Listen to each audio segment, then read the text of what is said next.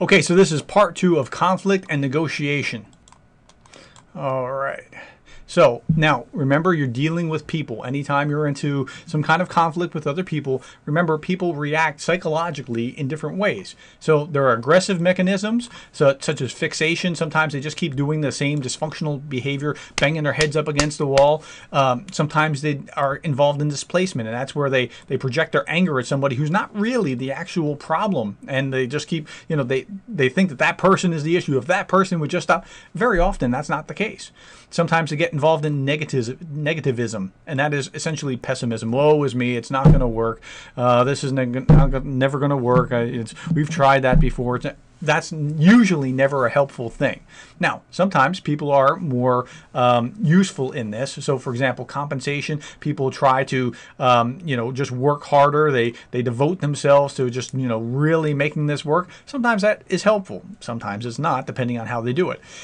Identification is an individual pattern where their behavior is modeled after another, or identifies with another, or they try to be like another. And then sometimes there's rationalization. You probably have run into this one, and that is where they're trying to justify their behavior by creating secondary justifications for it. They're trying to rationalize and say, well, I only did this because, and then they come up with a string of reasons why they did the thing that they did. Very often it's not true.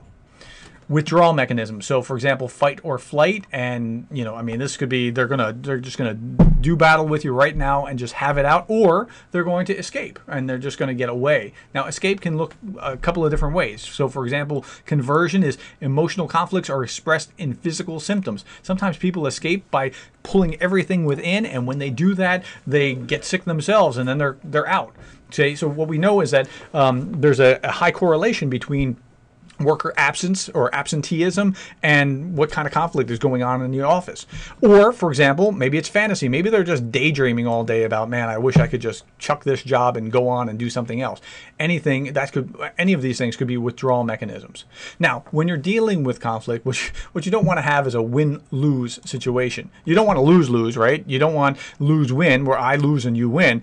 And you don't want win-lose, because as much as you have won, you still kind of lost, because that person's not going to deal with you again. The only way you want it is a win-win, because that becomes a win for everyone involved. In fact, Stephen Covey in the 7 Habits of Highly Effective People talks about how, I really don't want to do something that's not a win-win, because if that person doesn't win too, then we really haven't gained anything. I have a short-term win, but I haven't really won, and next time he's not going to want to do business. So think in terms of a win-win.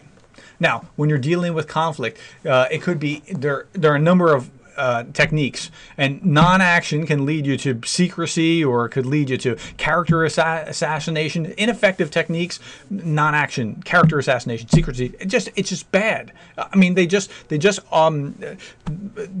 defeat themselves. You don't want to do that. You want to get involved and focus on what are effective techniques. So how do I create a win-win? How do I work with others, confront this problem, expand our resources, create a greater network, fix the problem, change the structure, whatever it is, so that you don't have to worry about that conflict in the future. Now, let's shift gears. Negotiation.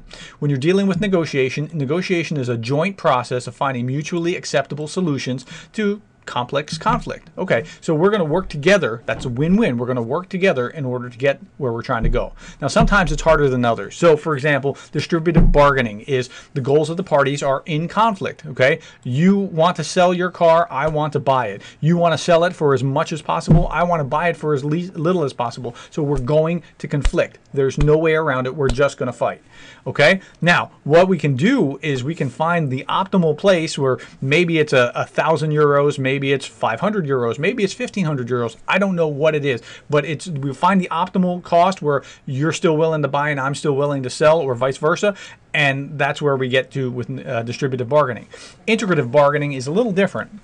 It focuses on the merits of the issues, and it seeks a win-win solution. And by that, what we mean is that, if I know what you really want, I might be able to work with you better than I otherwise could have. So let's give this example. You and your roommate. Your roommate wants the window closed. You want the window open. In fact, your roommate even wants the shades pulled. Okay, what a loony, right? But if you get to know what's going on and why your roommate wants the shades pulled, maybe something you can work with it. Okay, so let's give this example. So how do you, it sounds like distributive bargaining where we're just at loggerheads, but we're really not.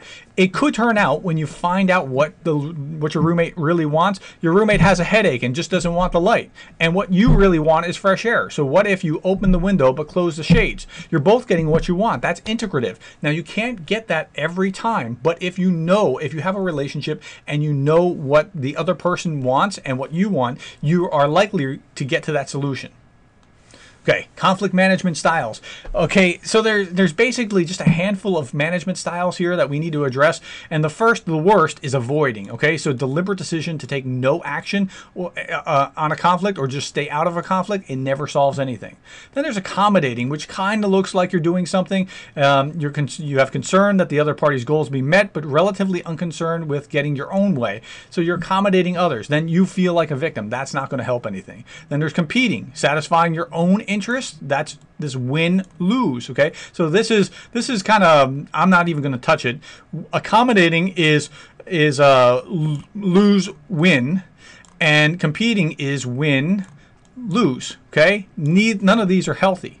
There's compromising, which you kind of each get something. It's a little bit closer, but really where you want to be is collaborating, which is you're working through a solution that's agreeable to all. That's that win-win kind of place. And if you're not getting win-win, just leave it alone. It's better to not have, according to Covey. By the way, Stephen Covey's 7 Habits of Highly Effective People. If you have not read it, please read that book.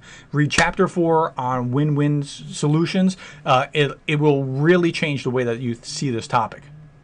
Okay, so again, you have avoiding, you have competing, you have accommodating, compromising. Really where you want to be is collaborating, where you have your own assertiveness because you still matter, and you also have cooperativeness, right? You're trying to satisfy the other person at the same time. Collaborating is really where you want to be.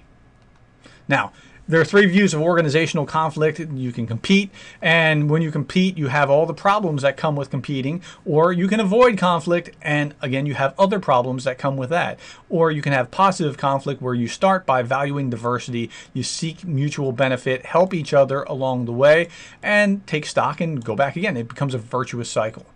Conflict management tools include things like reducing organizational toxins, because they are there. I mean, if you've been in the workforce for any period of time, you'll find emotional toxins.